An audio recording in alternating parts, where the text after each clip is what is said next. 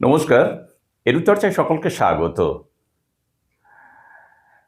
আমরা জানি যে সমগ্র শিক্ষা বাঁচাও মঞ্চ দীর্ঘদিন যাবৎ একটি আন্দোলন করেছেন। সেই আন্দোলনের মূল দাবিই ছিল যে 1-3-2024 যে অর্থ দপ্তরের নির্দেশ রয়েছে সেটি কার্যকর করা, অর্থাৎ সমস্ত চুক্তিভিত্তিক শিক্ষকদের বেতন কাঠামো দেওয়া এবং তাদের আর্থিক উন্নতি করা, এক কথায় বেতন বৃদ্ধি করা। আর আমরা অনেকের কাছেই শুনতে পেরেছি বা আশা করেছি যে ডিসেম্বর মাসেই এই বিষয়ে একটি ভালো নির্দেশ আসতে পারে। তো আমরা এই মুহূর্তে দেখছি গত 16/12/2025 নবান্ন ফিনান্স ডিপার্টমেন্ট থেকে একটি মেমোরেন্ডাম জারি করেছে। আর এই মেমোরেন্ডাম জারি হওয়ার পরে এই শিক্ষকদের মনে আমি বলবো যে একটু হতাশাই আসবে।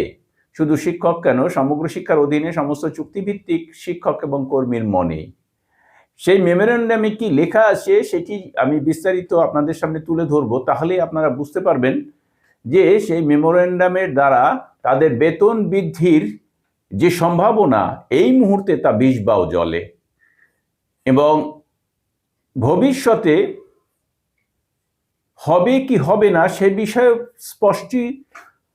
স্পষ্ট করে কিছু বলা নেই। অর্থ দপ্তর যদি অনুমোদন দেয় নতুন করে তাহলে হতে পারে। চিঠিটিতে কি বলা রয়েছে যে এটা নতুন করে আবার বলা যেতে পারে যে 2010 সালের আগে যে সমস্ত চুক্তিভিত্তিক কর্মী নিযুক্ত হয়েছিলেন, সেই সমস্ত চুক্তিভিত্তিক কর্মীর যাদের চাকরির মেয়াদ ছিল 5 থেকে 10 বছরের কম, তাদের 2011 সালে, 13 সালে, 16 সালে, 19 সালে এবং 2024 সালে এরকম পরপর তাদের উন্নতি করার জন্য এক একটা নির্দেশ জারি করা হয়েছিল। সেই নির্দেশের ফলে প্রথম দিকে 2013 সালের যে অর্ডার, সেই অর্ডারে তাদের ছুটি বৃদ্ধি বা তাদের বাৎসরিক ইনক্রিমেন্ট এই সমস্ত একটি স্থায়ী কথা বলা হয়েছিল এবং তাদের চাকরি স্থায়ীকরণ করা হয়েছিল এক কথায়। কিন্তু পরবর্তীকালে দেখা যায় যে 2024 সালের 1-3-2024 সালে যে অর্ডারটি হয় তাতে তাদের ব্যাপক পরিবর্তন ঘটে, অর্থাৎ তাদের একটা স্ল্যাব তৈরি হয় 5-10 বছর কম, 5-10 বছর যে চাকরির মেয়াদ সেই অনুযায়ী স্ল্যাব তৈরি হয়। তো তখন আশা করা গিয়েছিল যে প্যারা টিচারদের বা এসএস কেমএসকে টিচারদেরও এরকম কিছু একটা হবে, কিন্তু এখনো পর্যন্ত সেটা কিন্তু হয়নি। আর এইখানেই কিন্তু এই যে অর্ডারটি রয়েছে সেই অর্ডারের ভেতরের কথাগুলো খুবই কার্যকর।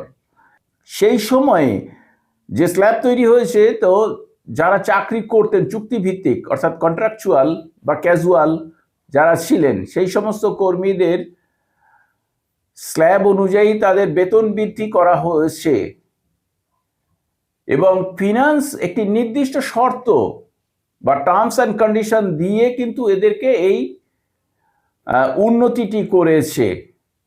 কিন্তু এই মুহূর্তে সমগ্র শিক্ষা বাঁচাও মঞ্চের পক্ষ থেকে যে দাবি করা হচ্ছে যে ওই 1-3-2024 চিঠিটি কার্যকর করা হোক, সেটি কিন্তু এদের ক্ষেত্রে সম্ভব হবে না।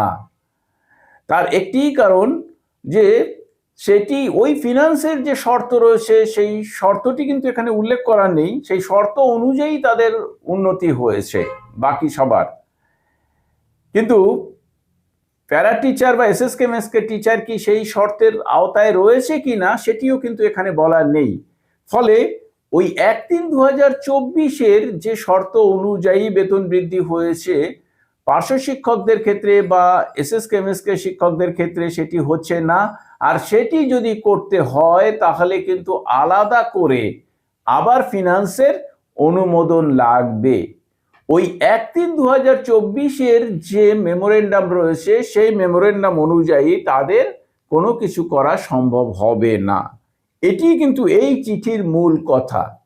কিন্তু শেষ প্যারায় বলা রয়েছে, if further clarification is in this regard is required, The same may be referred to the finance department separately.